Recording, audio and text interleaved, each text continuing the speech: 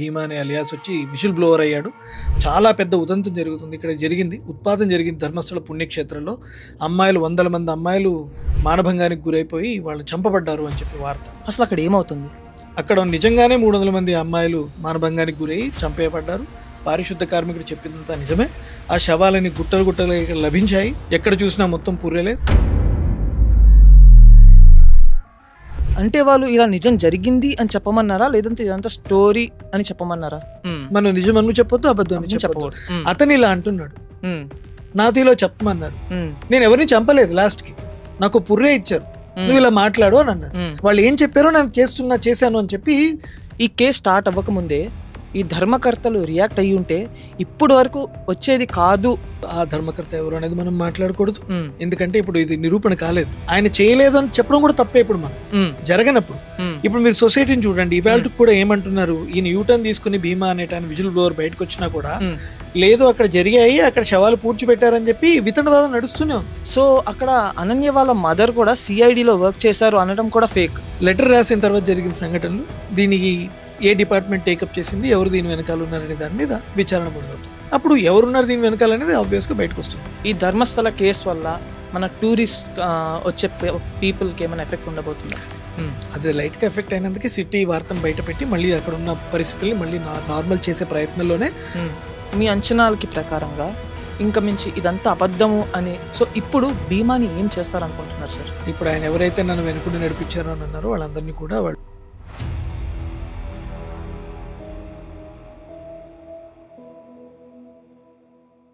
Hi hello all, నమస్తే, welcome to Telugu now. నేను మీ సమ్రాట్. ప్రపంచవ్యాప్తిగా మారు మోగిన న్యూస్ ధర్మస్థలం. భక్తులందరూ వెళ్ళి అక్కడ మంజునాథేశ్వర స్వామిని దర్శించుకుంటాం మానేసి అక్కడికి వెళ్ళాలంటేనే భయపడుతున్నారు. అక్కడికి వెళ్తే శవంగా తిరిగి వస్తామేమో అనే ఒక అపోహ మనసులో పెట్టేసుకున్నారు.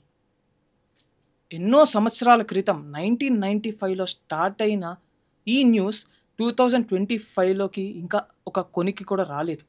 అసలు అక్కడ ఏం జరుగుతుంది, ఏం జరగబోతుంది? అక్కడ ఉన్న సిట్ టీం అక్కడ ఉన్న మర్డర్స్కి లేదంటే మిస్సింగ్ కేసెస్కి ఎలాంటి రిపోర్ట్ ఇచ్చారు? నిజంగానే అక్కడ గుట్టలు గుట్టలుగా సవాల్ పడున్నాయా, లేదంటే అదంతా ఒక క్రియేట్ చేసిన స్టోరీయా? దీని వెనకాల ఎవరున్నారు? అక్కడ భీమా అలియాస్ విజిల్ బ్లోయర్గా పిలువబడ్డ వ్యక్తి ఏం చెప్పాడు? ఆయన అంతా చెప్పింది నాటకమా? వీటి గురించి సీరియస్ డిస్కషన్, చాలా ఇన్ఫర్మేషన్ ఇవ్వడానికి మన ముందుకు వచ్చేసారు నరేంద్ర గోకవరపు గారు. Thank you sir and welcome to the show. So sir, Dharmasthala అనేది ఒక పుణ్యక్షేత్రంలా చూసే జనాలు ఇప్పుడు వెళ్ళాలంటేనే భయపడుతున్నారు. అసలు అక్కడ ఏమవుతుంది? అందరికీ ముందుగా నమస్కారం. సామ్రాట్ గారు మీకు కూడా. ఇప్పుడు ధర్మస్థలం ఈ పూర్తి ఈ వివాదం అయినా లేదంటే రకరకాలుగా వినిపిస్తున్న వదంతుల మీద మనం ఒక సింహావలోకనం చేద్దాం. మనం ఎవరి తరపున ఇప్పుడు మాట్లాడేది ఏం లేదు. జరిగిన సందర్భాలని, సంఘటనల్ని మనం అందరికీ చేరవేసే ప్రయత్నం చేద్దాం. ముందుగా ఏం జరిగింది? జూలై 15వ తారీఖు ఒక వ్యక్తి పోలీస్ స్టేషన్కి ఒక లేఖ రాస్తాడు. నేను పలానా వ్యక్తిని, నేను ఒక విషయాన్ని మీకు చెప్దాం అనుకుంటున్నాను, ఇది చాలా పెద్ద సమస్య, ఇది నేను బయట పెట్టానంటే నాకు ప్రాణానికే ప్రమాదం ఉంది, నా తర్వాత నన్ను బతకనివ్వరు, మీరు నాకు విట్నెస్ ప్రొటెక్షన్ ఇస్తాను, నా ఐడెంటిటీని మారుస్తాను అంటే నేను మీకు ఈ విషయాన్ని తెలియజేస్తాను అని చెప్పి ఒక లేఖ రాస్తాడు. ఇది పోలీస్ స్టేషన్కి ఇలాంటి వార్తలు వచ్చినప్పుడు కంపల్సరీ ఏదైనా సరే ఎంత సెన్సిటివ్ ఇష్యూస్ మీద వాడు స్పందిస్తారు. అలాగా ఈ వ్యక్తిని పిలిపించుకుంటారు. ఇతనికి భీమా అనే ఒక అలియాస్ని క్రియేట్ చేయడం జరిగింది.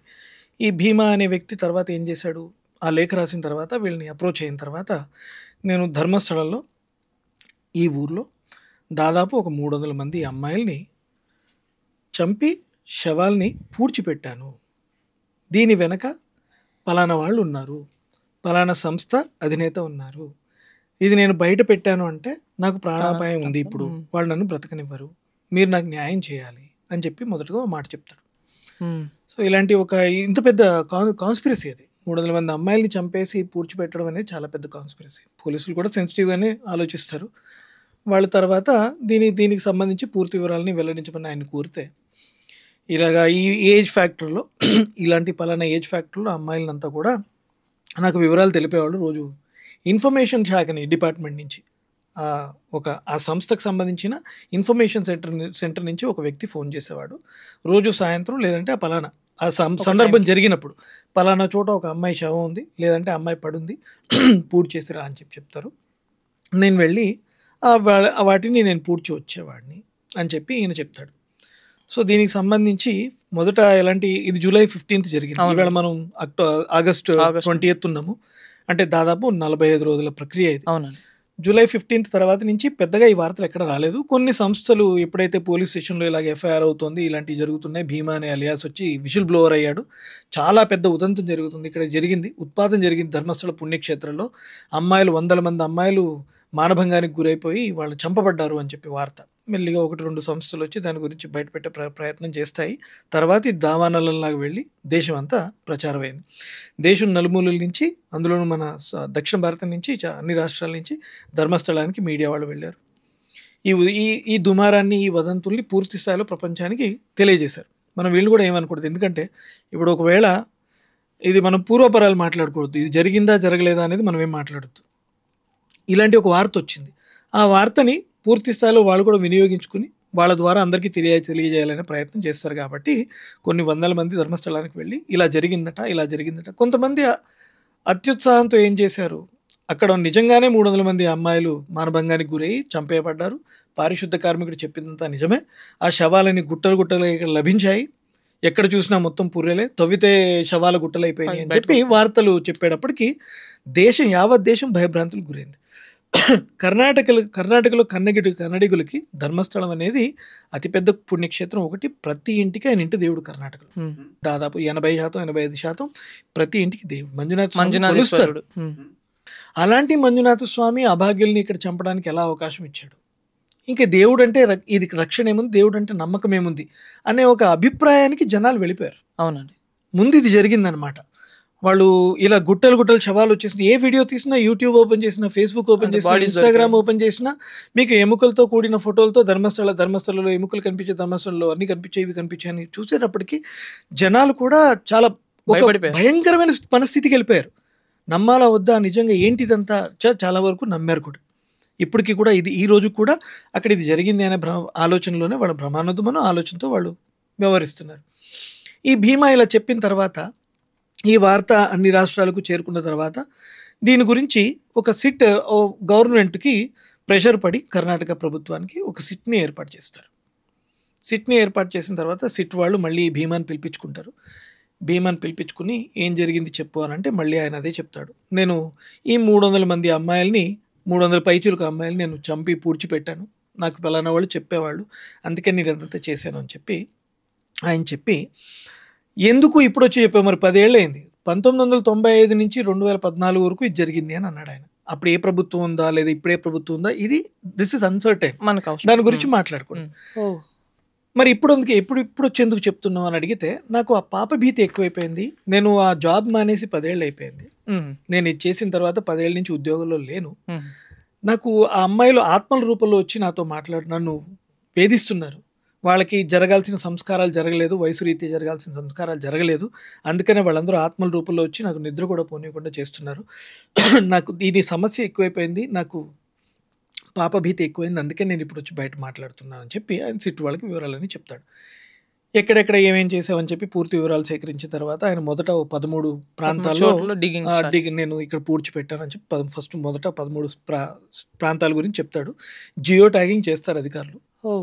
తర్వాత మళ్ళీ ఇంకో 3 ప్రాంతాలు, ఒక రోజు తర్వాత ఇంకో 3 చోట్ల కూడా ఆయన మళ్ళీ చెప్తాడు. సరే, దాదాపు 15 రోజులు అవుతుంది. 15 రోజుల నుంచి ఆ ప్రాంతాల్లో తవ్వకాలు జరుగుతున్నాయి. 10ల సంఖ్యలో జేసీబీలు తీసుకుని వెళ్ళి తవ్విస్తున్నారు అధికారులు. ప్రతి చోట కూడా ఖాళీ గుంతలే కనిపిస్తున్నాయి. దాదాపు 10 నుంచి 20 అడుగులు, 20 నుంచి 30 అడుగులు గోతులు కూడా తవ్విన సందర్భాల్లోనే లైవ్లోనే జరుగుతున్నాయి.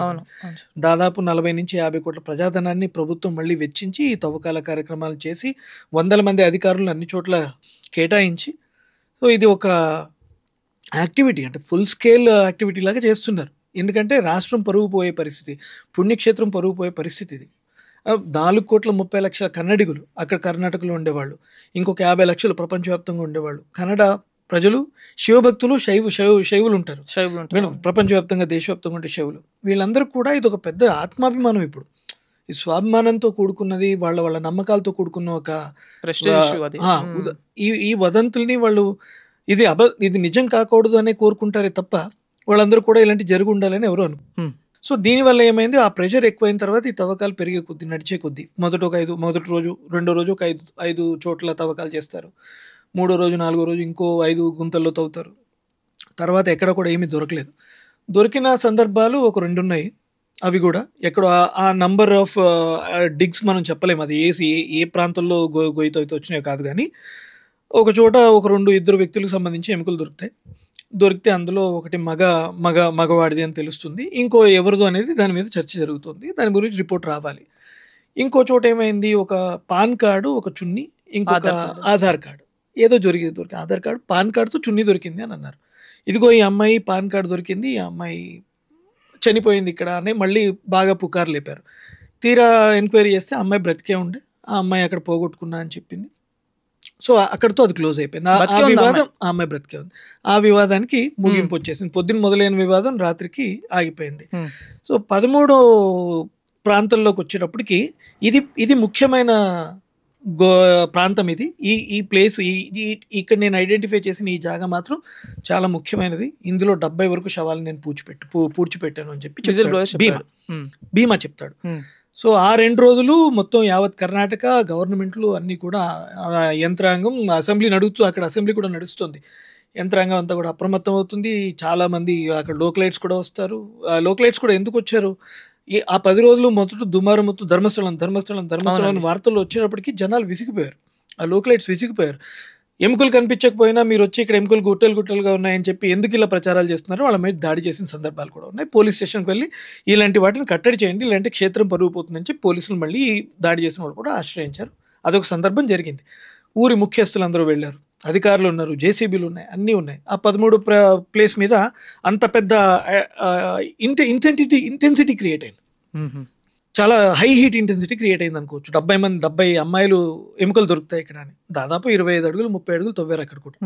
అక్కడ కూడా ఏం దొరకలేదు 13 ప్రాంతాలు. ఆ తర్వాత మళ్ళీ ఈ 13 కాకుండా ఇంకో 3 చోట్ల కూడా పెట్టాను అన్న చోట కూడా వాళ్ళు తవ్వకాలు చేశారు. అక్కడ కూడా ఇవాళ వరకు వాళ్ళు చెప్పిన విధానంలో చూస్తే ఆ 13 ప్రాంతాల్లో దాదాపు ఒక 3 అస్థి పంజరాలు దొరుకుంటాయి. ఆ 3లో 2 మగవాడిది, 1 ఆడది. దాని గురించి DNA టెస్టులు చేస్తారు. దాని పూర్తి వివరాలు తర్వాత ఎలాగో వెల్లడి చేయాల్సిందే. సో దీనికి సంబంధించి అసెంబ్లీలో చర్చలు జరుగుతాయి. ప్రతిపక్షం అంటే అక్కడ బీజేపీ గవర్నమెంట్, వాళ్ళు రైట్ వింగర్స్, వాళ్ళ ధర్మస్థలాన్ని కంపల్సరీ డిఫెండ్ చేసుకోవాల్సింది. ఎందుకంటే వాళ్ళు మతం ఆధారితంగా ఎదిగిన పార్టీ, మొదటి నుంచి కూడా వచ్చిన పార్టీ కాబట్టి, హిందూ సపోర్ట్తో ఉన్న పార్టీ. వాళ్ళు ఏం చేశారు దీని గురించి, ఇప్పుడు మీరు తవ్వకాలని ఫస్ట్లో కూడా ఎప్పుడు కూడా ఆ పార్టీ కూడా ఎప్పుడైతే ఈ వివాదం మొదలైందో, ఆ వివాదం రేగి ఇంత పెద్ద స్థాయిలోకి వెళ్ళిన తర్వాత అప్పటి వరకు కూడా వాళ్ళు కూడా మాట్లాడిన సందర్భం లేదు. వాళ్ళు కూడా జరిగి ఉండొచ్చేమో, మనం స్టాండ్ తీసుకోకూడదని ఆగారు వాళ్ళు. ఈ తవ్వకాలన్నీ అయిన తర్వాతనే ఎక్కడ 10 చోట్ల 11 చోట్ల తవ్వకాలు అయిన తర్వాత అక్కడ ఏమీ లేవని తెలిసిన తర్వాత వీళ్ళ సందర్భం గురించి చర్చ మొదలుపెట్టారు. ఎప్పుడైతే మీరు సిట్ని ఏర్పాటు చేశారో ఇప్పటివరకు జరిగిన అన్ని తవ్వకాల వివరాలు, అక్కడ లభించిన ఆధారాలు ఏమైనా ఉంటే వీటన్నిటి మీద కూడా మీరు శ్వేతపత్రం విడుదల చేయాలి. ఎందుకంటే రాష్ట్రంలో ఇప్పటికే చాలా సెంటిమెంట్ బాగా రేగిపోయింది. జనాలందరూ కూడా అసలు విశ్వాసాన్ని కోల్పోయే పరిస్థితిలో ఉన్నారు. ఇలాంటి టైంలో మీరు ఒక శ్వేతపత్రం విడుదల చేస్తే మనం ప్రజల్ని ఈ టైంలో కొంచెం సాంత్వన పరిచిన వాళ్ళు అవుతాం, ఓదార్చిన వాళ్ళు అవుతాం, ధర్మస్థలంలో ప్రజలను ఓదార్చిన వాళ్ళు అవుతాం, భక్తుల్ని ఓదార్చిన వాళ్ళు అవుతాం, నమ్మకస్తులను ఓదార్చిన వాళ్ళు అవుతాం అని చెప్పి వాళ్ళు అడుగుతారు. వాళ్ళు అడిగిన తర్వాత కూడా సిట్ని ఏర్పాటు చేయించింది మేమే, మా ప్రభుత్వమే కదా. కాంగ్రెస్ గవర్నమెంట్ సిట్ని ఏర్పాటు చేసింది. వివాదం నడుస్తూ ఉంది, మర్డర్లు అయ్యాయి, మానభంగాలు అయ్యాయి అని చెప్పి మా దగ్గర వివరం ఉంది. మేము పూర్తి స్థాయిలో విచారణ చేసేంత వరకు శ్వేతపత్రాన్ని విడుదల చేయడానికి టైం పడుతుంది అన్నట్టు వాళ్ళు కూడా డిఫెండ్ చేసుకున్నారు. అంటే అటు అక్కడ ప్రభుత్వం అలాగే ప్రతిపక్షం 2 కూడా దీనిపైన పూర్తి స్థాయిలో నిమగ్నమై ఉన్నాయి. దీన్ని ఏ కొలికి వస్తుందో ట్రై చేయడానికి.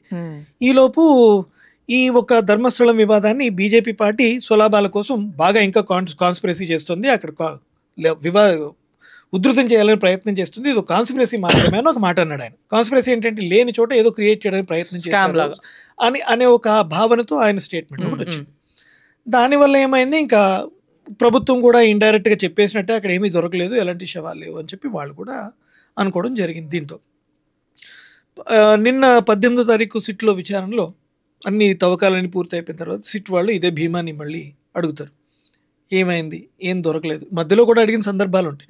5 గుంతలు తవ్విన తర్వాత, 6 ప్లేస్లు తవ్విన తర్వాత, 7 ప్లేస్లు తవ్విన తర్వాత 5వ రోజు 6వ రోజు అదే భీమాని అడుగుతారు, నువ్వు చూపించిన 5 గుంతల్లో ఎక్కడ ఏమీ దొరకలేదు, నువ్వేం చెప్పాలనుకుంటున్నావు దీనికి అని అంటే, జరిగింది నాకు తెలుసు, చేసింది నేను, ఆ ఆత్మలు వేధిస్తోంది నన్ను, పాప భీతి ఉన్నది నాకు, ప్రపంచం ఖచ్చితంగా నన్ను నువ్వెందుకు ఇలా చెప్పావని చెప్పి నన్ను అడుగుతారు, నిజాలు నాకు తెలుసు అని మళ్ళీ ఆయన భీమా మళ్ళీ తనని తాను ప్లే కార్డ్ రివర్స్ చేస్తాడు, ప్రోత్సహించుకుంటాడు, తనని తాను సపోర్ట్ చేసుకుంటాడు. లేదు నేను చెప్పింది వాస్తవమే అంటే, ఇంకా ఏంటంటే వాళ్ళకి ఇంకా తవ్వకాలు చేయాలి, ఇంకా గోతులు ఉన్నాయి, అవన్నీ వెళ్ళేటప్పటికి ఖచ్చితంగా ఏదో చోట ఏమైనా బయటపడచ్చేమో. ఎందుకంటే ఈ మాట ఎందుకన్నానంటే, 18వ తారీఖు ఎప్పుడైతే సిట్లో విచారణలో భీమా యూటర్న్ తీసుకోవడం జరిగింది అఫీషియల్ బ్లోర్, ఏమని 2 ఏళ్ల నుంచి నా వెనక కొంతమంది పడ్డారు, ఈ విషయాన్ని నువ్వు చెప్పాలి అని చెప్పి నన్ను వేధించారు, బాగా ఒత్తిడి చేశారు, 2 ఏళ్ల నుంచి వేధిస్తున్నారు అని చెప్పాడు. నాకు ఒక పుర్రె కూడా ఇచ్చారు, దీన్ని ఈ ప్రాసెస్లో ప్రూఫ్ల కోసం నాకు పుర్రె కూడా ప్రజెంట్ చేయడానికి ఒక పుర్రె కూడా ఇచ్చారు అని చెప్పి ఆయన అంటాడు. ఈ వార్త సిట్ వాళ్ళు బహిర్గతం చేస్తారు. ఎందుకు చేయాలి బహిర్గతం అంటే, అదో పుణ్యక్షేత్రం, అక్కడ తాకిడి తగ్గింది అంటే ఫస్ట్ ఒక ధర్మమే ధర్మానికి ఎఫెక్ట్ అవుతుంది అనుకోవద్దు. అలాంటి పుణ్యక్షేత్రాల వల్ల బిజినెస్ చాలా ఉంటుంది. అక్కడ లోకల్గా ఉండే కొన్ని వేల కుటుంబాలు అక్కడ జరిగే బిజినెస్ మీద ఆధారపడి ఉంటాయి. టెంపుల్ పైన డిపెండ్ అయిన టెంపుల్ పైన ఆ ఊరంతా చుట్టుపక్కల 100 గ్రామాలు 200 గ్రామాలు డిపెండ్ అయి ఉంటాయి ఒక పుణ్యక్షేత్రం చుట్టూ. ఆ ఎఫెక్ట్ వాటి మీద పడకూడదు, ముందు నార్మల్ స్థితికి రావాలి, తర్వాత ఈ వివాదం గురించి ఈ వదంతుల గురించి మనం మాట్లాడదాం అన్న ఒక ఉద్దేశంతో సిట్ వాళ్ళు ఈ విషయాన్ని బయట పెట్టుండొచ్చు. సో అక్కడ ఉన్న వాళ్ళు కొంచెం మారల్గా రిలాక్స్ అవుతారు, ధర్మస్థల జనాలు వాళ్ళు ఇబ్బంది పడకుండా ఉంటారు అనే ఒక ఉద్దేశంతో కూడా వాళ్ళు గవర్నమెంట్ ప్రోత్సాహంతోనే చెప్పుండొచ్చు.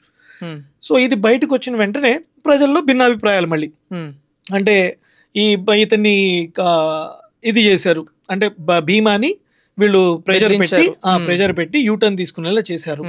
భీమా చెప్పిందంతా నిజమే, కానీ ఆ అమ్మాయి ఏది, సౌజన్య ఏది, అనన్య ఏది, దేవసేన ఏది, ఈమె ఎక్కడ, ఆమె ఆత్మ మిమ్మల్ని ఘోషించదా, శివుడే చంపేయమని చెప్పలేదని ఎందుకు అనుకుంటున్నారు, పలానా అంటే ఈ పేర్లన్నీ ఎందుకు వచ్చాయని కూడా మనం అనుకోవచ్చు. అనన్య అని అంటారు, సౌజన్య అని అంటారు, దేవసేన అంటారు, ఇంకోటి అంటారు. ఇప్పుడు ఇంత పెద్ద కాన్స్పిరసీ ఒకవేళ క్రియేట్ చేయాలి అనుకున్నప్పుడు అతన్ని 2 ఏళ్ళు వేధించిన వాళ్ళు ఎవరైతే ఉంటారో, అంటే జరిగిందని కూడా అన్నాను, జరగలేదని కూడా అన్నాను, అతను ఏమన్నాడు, నన్ను ఒత్తిడి చేసి నాతో ఇలాంటివి చెప్పించారు అని అన్నారు. అలాగే ఆయనతో చెప్పించే వాళ్ళు కూడా స్టడీ చేసి ఉంటారు ఏం జరిగింది ఆ 2 ఏళ్ళు అతను వెంటాడినప్పుడు, ఆ 2 ఏళ్లలో మనం బలమైన ఆధారాలు, బలమైన సాక్ష్యాలు ఎలా నిరూపించుకోవచ్చు అని చెప్పి ప్రయత్నాలు చేస్తారు వాళ్ళు. ఆ కోవలో మిస్సింగ్ కేసెస్లో, ఆధారాలు లేని మిస్సింగ్ కేసులు, ఏళ్ల తరబడి మిగిలిపోయిన మిస్సింగ్ కేసులు ఏమైనా ఆ పేర్లు తీసుకుని వాడుండొచ్చు. ఇక్కడ ఆ అమ్మాయిలు, చనిపోయిన అమ్మాయిలు మనం ఎప్పుడు తప్పుగా పట్టకూడదు. చనిపోయింటే ఒకవేళ ఎవరి పరం కూడా మనం మాట్లాడకూడదు. తప్పు జరిగింది, అక్కడ బాధితులు ఉన్నారు, వాళ్ళు నిజంగానే వాళ్ళ మీద అఘాయిత్యాలు జరిగి నిజంగానే చనిపోయారు అనుకుంటే మనం అందరం ఏకతాటిపై నిలబడి పోరాడి ఆ అమ్మాయిలకి, ఆ కుటుంబాలకి న్యాయం చేయాల్సిందే మనం పౌరులుగా, కానీ అది మన బాధ్యత. ఇప్పుడు కాన్స్పిరసీలో పేర్లే వినిపిస్తున్నాయి కానీ దీనికి తగ్గట్టు శవాలు ఎక్కడ లేవు. ఒక శవం దొరికింది, 8వ అనన్య అనుకుంటా, 8వ అనన్య భట్తో ఎవరిదో 8వ గుట్లో. ఎందుకంటే ఇప్పుడు లేనిదే మనం మాట్లాడే అవసరం లేదని పేర్లు మనం ప్రత్యేకంగా తీసుకోకూడదని అంటున్నాను అంతే. ఎందుకంటే ఆ మిస్సింగ్ కేసులో ఆ కుటుంబ సభ్యులందరూ ఇవి చూస్తుంటారు, వాళ్ళు బాధపడతారు, నా కూతురు పేరుని ఇప్పుడు వాడుతున్నారు, మా కూతురు పేర్లు వాడుకుని రాజకీయం చేస్తున్నారని నా తల్లిదండ్రులు బాధపడద్దని మనం ఆ పేర్లు మనం ప్రత్యేకంగా చెప్పొద్దండి. 8వ గోతులో ఎముక దొరుకుతుంది, ఆ ఎముక దొరుకుతుందనే ఇది పలానా అమ్మాయిది అని చెప్పేస్తాడు. ఇప్పుడు ఆయన ఆ అమ్మాయిదైనా ప్రత్యేకంగా ఎందుకు చెప్పాడు మరి?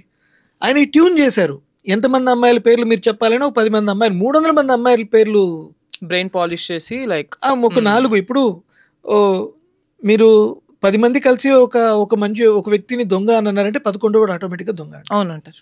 అలా కొన్ని పేర్లు జొప్పించే ప్రయత్నం చేసి ఉండొచ్చు. అనన్య ఏం చేస్తారు, ఇదిగో ఇది అనన్య ఎముకలు అని అన్నారు. తీరా దాన్ని టెస్ట్కి పంపిస్తే 2 రోజులు స్పీడ్గా జరుగుతాయి ప్రాసెస్. డిఎన్ఏలో ఫీమేల్ది కాదు మేల్ది అని అన్నారు. అక్కడతో ఆ వివాదం కూడా ఆగిపోయింది. సో జరిగిన సందర్భాలు ఇవి, సంఘటనలు ఇవి. సో దీనికి ఫుల్ స్టాప్ ఎక్కడ ఉంటుంది, ఎలా ఉంటుంది అనేది సిట్ నివేదించే ఒక రిపోర్ట్ మీదే ఆధారపడి ఉంటుంది. ఇప్పుడు ఇది ఓన్లీ క్షేత్రస్థాయిలోనే ఉంది ఈ వివాదం, ఇంతవరకు క్షేత్రస్థాయిలోనే. దీన్ని బాగా రాజింపజేయాలనే ప్రయత్నాలు కూడా జరిగినట్టు తెలుస్తుంది. ఎందుకంటే కేరళ అసెంబ్లీకి కూడా ఒక లెటర్ రాసి కొంతమంది కొన్ని సంఘాలు అక్కడ దీని గురించి చర్చించండి అసెంబ్లీలో అన్న సందర్భాలు. ఇప్పుడు భీమా యూటర్న్ తీసుకున్న తర్వాత మరి దీనికి కారణమైన ఇంత పెద్ద కాంట్రవర్సీకి కాన్స్పిరసీకి కారణమైన వాళ్ళందరూ వాళ్ళేం చెప్పాలనుకున్నారు, వాళ్ళేం చెప్పబోతున్నారు అనేంత వరకు కూడా మనం ఎలాంటి స్టేట్మెంట్ ఇవ్వలేం. మీది తప్పుంది, మీరు ఇలా అన్నందుకే ఒక అబద్ధ వ్యక్తి చెప్పిన సంఘటన మీరు తీసుకొచ్చి యావత్ రాష్ట్రం మీద యావత్ హిందువుల మీద రుద్దారని మాత్రం మనం కూడా అనలేం. ఇప్పుడు చట్టం రావాలి. ఇప్పుడు చట్టం వచ్చి తన పని తాను చేసుకుంటే ఇది ఇక్కడ నిజాలు ఏమున్నాయి, అబద్ధాలు ఏమున్నాయి, జరిగిన సంఘటన ఏంటి అనేది ఇప్పుడు it should happen by law. Judiciary intervene అవ్వాలి. ఎందుకంటే చిన్నగా వదిలేసేది కాదు. ఇప్పుడు ఇంతకు ముందు మిస్సింగ్ కేసుల మీద చాలా వివాదాలు జరిగినాయి, రాద్ధాంతాలు జరిగినాయి. చాలా కోట్ల మంది మాట్లాడుకునే సందర్భాలు వచ్చినాయి మన తెలుగు రాష్ట్రాల్లో కూడా. మిస్సింగ్ కేసులు ఎలా ఉంటాయి అంటే, ఇందాక మీరు చెప్పినట్టు పుణ్యక్షేత్రాలు ఎలా ఉంటాయి, పుణ్యక్షేత్రాలు చాలా మంది ఇప్పుడు కాశీ తీసుకోండి, ధర్మస్థల కర్ణాటకలో ఒక అపోహ ఉంది.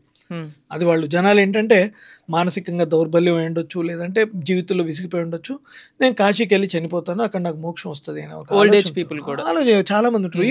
యంగ్స్టర్స్ కూడా ఉంటారు. ఈ కాశీలో ఇప్పుడు మీరు వెళ్ళండి, అక్కడ రూమ్లు ఇవ్వరు. తొందరగా సింగిల్గా వచ్చారంటే రూమ్లు ఇవ్వరు, మీకు కుటుంబంతో వెళ్తేనే ఇస్తారు. ఎందుకంటే నాకు ఒకసారి ఇదే సందర్భం అయింది. గుంటూరు రాష్ట్రంలో ఆంధ్ర రాష్ట్రంలోకి వెళ్ళినప్పుడు నాకు ఇచ్చారు, తర్వాత రూమ్ ఇచ్చారు. ఇలాగ సింగిల్గా వస్తే ఇవ్వమో అని అన్నారు. ఏమైంది సార్ అని అంటే, ఇలా చాలామంది ఇక్కడికి వచ్చి గంగలో దూకి చనిపోతారు, మళ్ళీ ఊరుకునే వాళ్ళంతా ఆ ఇన్ఫర్మేషన్ అంతా పాస్ చేయాల్సి వస్తుంది, అందుకనే మేము సింగిల్కి ఇవ్వమన్నాను. ఇలాగా ధర్మస్థలంలో కూడా అలాంటి అపోహ ఉంది. చాలామంది వస్తుంటారు అక్కడ ఆత్మహత్య ప్రాణత్యాగం చేసుకుంటే కొద్దో గొప్ప పుణ్యం వస్తుందని నా అపోహతో బతికి ఇలా చేసుకుంటూ ఉంటారు. ఇప్పుడు పెద్ద ఎత్తున మిస్సింగ్ కేసులు వచ్చినాయి అనుకోండి, వందల్లో వేలల్లో, దాన్ని మళ్ళీ మీరు పూర్తిగా పరిశీలిస్తే చాలామంది ఇల్లు ఇష్టంలోకి వెళ్ళిపోతారు. తల్లిదండ్రులు కొడుతున్నారనో, తల్లి వేధిస్తున్నారనో, తండ్రి వేధిస్తున్నాడనో, ఇష్టం లేని పెళ్లి చేస్తున్నారనో, లేదంటే ఎవరో ఇష్టపడి వాళ్ళతో వెళ్ళిపోవడం, ఎవరినో పెళ్లి చేసుకోవడానికి వెళ్ళిపోవడం, లేదంటే ఇండిపెండెంట్గా బతుకుతాను, ఆశ్రమంలో బతుకుతానని వెళ్ళిపోవడం. చాలామంది ఇళ్లలో తరచూ గొడవలవుతున్న చికాకుతో వెళ్ళిపోయిన వాళ్ళు, ఇలాంటి వాళ్ళు ఉంటారు. కొంతమంది సూసైడ్ చేసుకున్న వాళ్ళు ఉంటారు, అలాంటి వాళ్ళు కూడా ఉంటారు. మీరు పూర్తిగా పరిశీలిస్తే అందులో తిరిగి వచ్చిన వాళ్ళు చాలామంది ఉంటారు. అవన్నీ సాల్వ్డ్ కేసెసే ఉంటాయి. మిస్సింగ్ కేసెస్ ఎన్ని ఉన్నాయని నమోదు చేసిన దాని సాల్వ్ రిపోర్ట్ తీస్తే మీకు లాస్ట్కి ఒక 5-6% మిగిలి ఉంటుందేమో, అంతే. ఇవేంటంటే సెన్సిటివ్ ఇష్యూస్ కాబట్టి పోలీసులు కూడా మాట్లాడరు. ఇప్పుడు 93% తిరిగి వచ్చారు అన్నారు అనుకోండి, 7% ఎక్కడికి వెళ్ళారు చెప్పండి అని అడుగుతారు జనం. ప్రతిదానికి ఏదో ఒక కాంట్రవర్సీ క్రియేట్ చేస్తారు. సో ఇలాంటి సెన్సిటివ్ ఇష్యూస్లో ఏంటంటే పేరెంట్స్ పరువు పోవద్దు, మా పాప ఇలా చేసింది, మా పాప ఎవరినో నమ్ముకుని పోయింది, ఇలాంటి ఇప్పుడు అదే పిల్లల పేర్లు మనం చెప్పడానికి ఎందుకు హెసిటేట్ చేసాం ఇందాక అంటే, తల్లిదండ్రుల మనోభావాలు, వాళ్ళు పాపం మిస్ అవుతుంటారు. వాళ్ళని ఏమైందో తెలియదు, నిజంగానే మా అమ్మాయి ఇలాంటి అఘాయిత్యానికి గురైందా అనుకుని వాళ్ళు అపోహపడితే అర్థమవుతుంది కదా మీకు. సో ఈ సబ్జెక్ట్ని మనం అందుకనే చాలా సున్నితమైన లైన్లో మనం ఎందుకు తీసుకెళ్తున్నాం అంటే, జరిగింది మాత్రం మనం ప్రజల్లో చెప్పే ప్రయత్నం చేసినాం. ఇంతే జరిగింది. ఇప్పుడు జరిగింది ఏంటి, ఇది టైమ్ లైన్ యాక్టివిటీస్లో జూలై 15వ తారీఖు నుంచి ఆగస్టు 18వ తారీఖు వరకు భీమా అనే వ్యక్తి ద్వారా జరిగిన ఒక రాద్ధాంతానికి అథవా ఒక కాన్స్పిరసీకి దాని చుట్టూ అల్లుకుని జరిగిన సన్నివేశాలన్నీ కూడా మనం ఇప్పుడు చెప్పడం జరిగింది. సో ఇప్పుడు మనం ఇది సినిమా కథ అనొచ్చు, లేదంటే అభూత కల్పన అనొచ్చు, నిజంగానే జరిగిందా అనొచ్చు. నిజంగా జరిగిందని మనం ఒప్పుకోవాలి అంటే అక్కడ 300 మంది శవాలు కనిపించాలి. మనమే కాదు, అతను చూపియాలి, భీమా కూడా చూపియాలి. ఇప్పుడు ఇది కాదు, నన్ను ఒత్తిడి పెట్టారు, 2 ఏళ్ళుగా నన్ను హింసించారు, నన్ను బాగా ప్రెజర్ పెట్టారు అని చెప్పి ఇప్పుడు కూడా ఇది ఎప్పుడైతే ఈ వివాదం మొదలైందో, నువ్వు రేపేం మాట్లాడాలని కూడా అతనికి చెప్పారు అని చెప్పి చెప్తున్నాడు ఆయన. అవును, నువ్వు ఈ రోజు ఏం మాట్లాడాలి, రేపేం మాట్లాడాలి అని కూడా అతను వెంటాడి ఇది నాతో చెప్పించారు అని చెప్పి ఆయన సడన్ గా యూటర్న్ తీసుకున్నాడు. అంటే వాళ్ళు ఇలా నిజం జరిగింది అని చెప్పమన్నారా, లేదంటే ఇదంతా స్టోరీ అని చెప్పమన్నారా? తన వెనక నడిపించేవాళ్ళు అది స్టోరీ వెళ్ళారా, ఇది నిజమా అబద్ధమా మనకు తెలియదు. మనం నిజం అని చెప్పొద్దు, అబద్ధం అని చెప్పకూడదు. అతను ఇలా అంటున్నాడు, నాతో ఇలా చెప్పమన్నారు, నేను ఎవరిని చంపలేదు, లాస్ట్ కి నాకు పుర్రే ఇచ్చారు, నువ్వు ఇలా మాట్లాడు అని అన్నారు. వాళ్లే తీసుకెళ్లి నాకు 13 ప్రాంతాలు చూపించారు, ఇక్కడ చూపించమని వాళ్లే చెప్పారు, నేను అవే చూపించాను.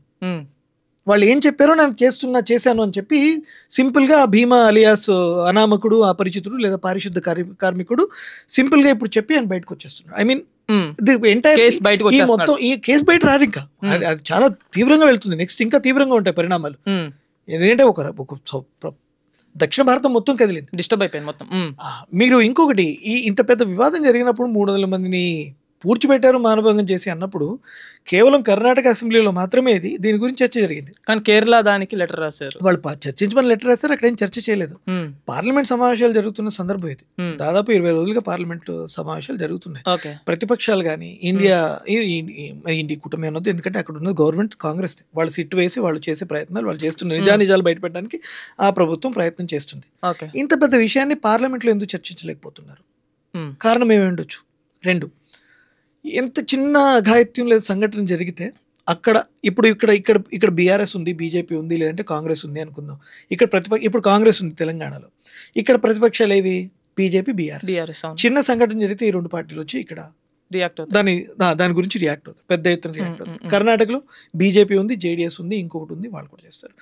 దేశవ్యాప్తంగా చూసుకుంటే ఎన్నో ఆపోజిషన్ పార్టీస్ ఉన్నాయి.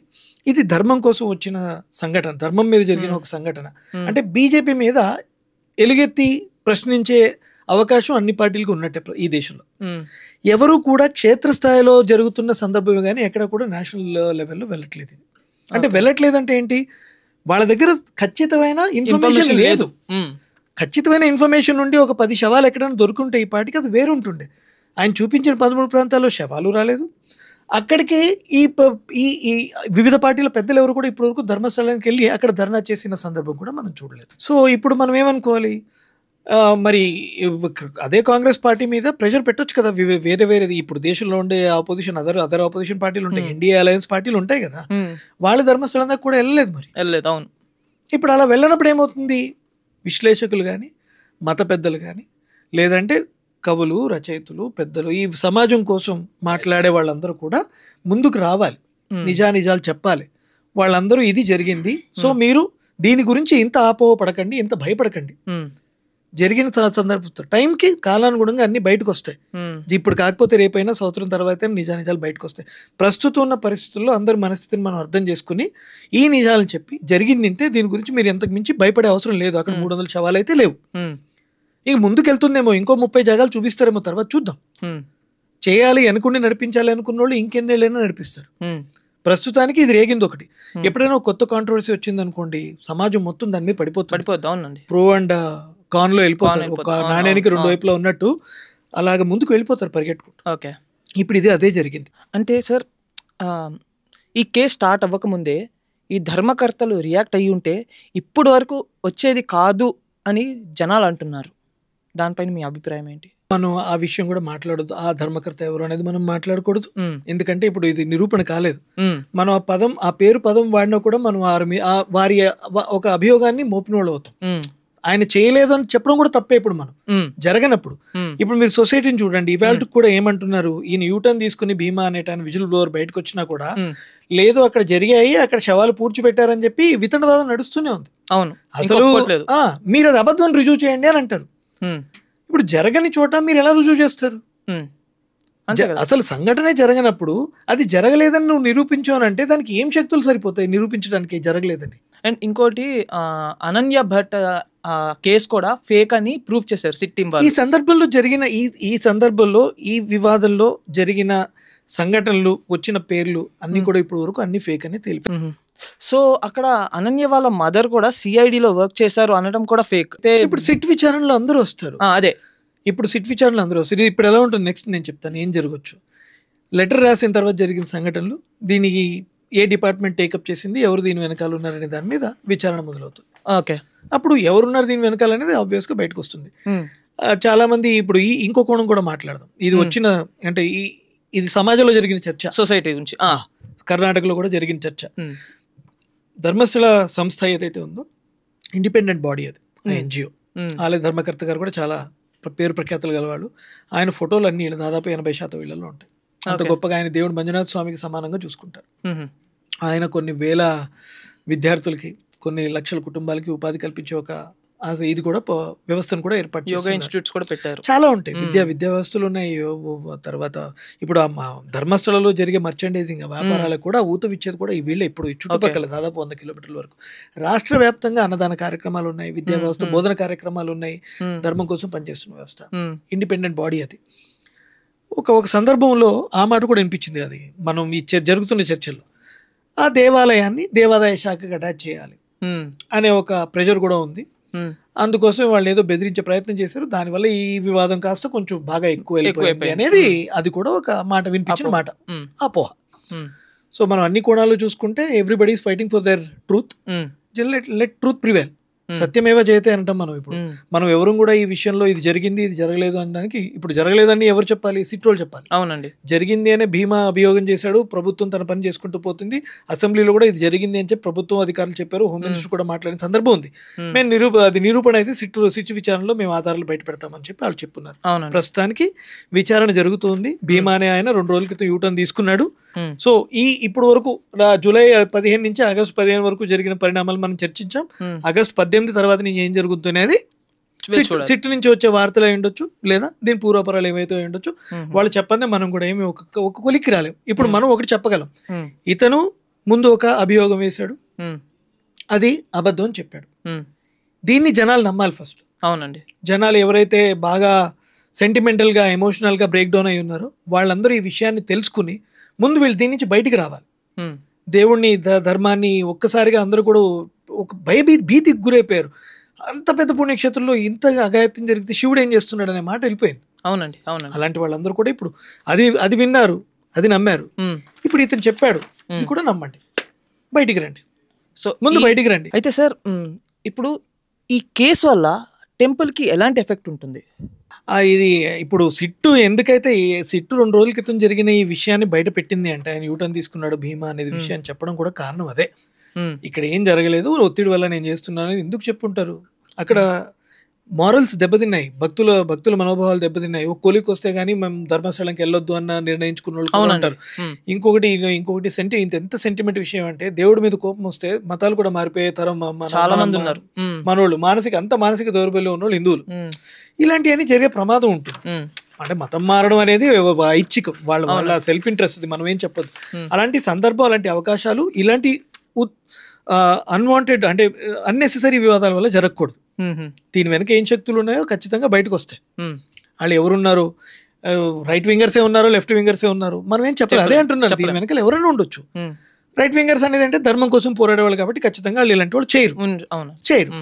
సో దీని రాజకీయ కోణం ఉందా, లేదంటే సమాజాన్ని విచ్ఛిన్నం చేసే శక్తులు, ఇంకో శక్తులు, ఫారిన్ ఫండింగ్ అంటారు, అలాంటి వల్ల జరుగుతుందా? ఏదైనా సరే భవిష్యత్తు దీని గురించి కాలమే చెప్పాలి. సో ఫైనల్ క్వశ్చన్ సార్, ఇప్పుడు ధర్మస్థలకి వెళ్ళాలి అనుకునే భక్తులకి మీరేం చెప్తారు?